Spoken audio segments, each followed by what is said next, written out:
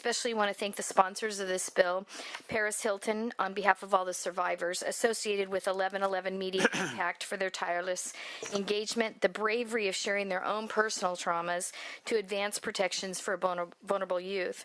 As some of you may know, Paris Hilton was ripped from her bed in the middle of the night by strangers and transported across state lines. This bill is a direct response to that trauma she experienced, as well as the experiences of many other survivors, including those before you here today. My commitment to protecting the most vulnerable in our state, women and children, has been the heart of my work in the legislature. In 2024, I authored SB 1043, which pulled back the curtain on the use of restraints and seclusion rooms in youth treatment facilities. Later, last year, I passed SB 373 to ensure California kids placed in our out-of-state facilities were protected and never forgotten and just left there. Both measures sought to ensure that California's vulnerable children receive protections that they deserve. SB 1190 represents an important next step in an effort to addressing some of the most significant remaining gaps of the oversight that strengthening protections for vulnerable youth.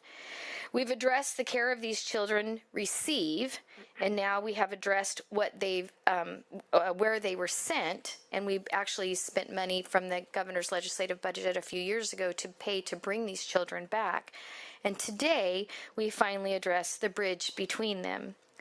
When a parent makes arrangements for their child to attend an out-of-state residential facility, oftentimes the facility itself will be very forceful and persuasive and strongly represent that that parent hire a youth transport company to escort the child to their state facility. For far too long, we've allowed this shadow industry to operate in the dark. These companies often hire security-type individuals who show up in the dead of night, awaken startled children from their beds, ask them if they want to make it the easy way or the hard way.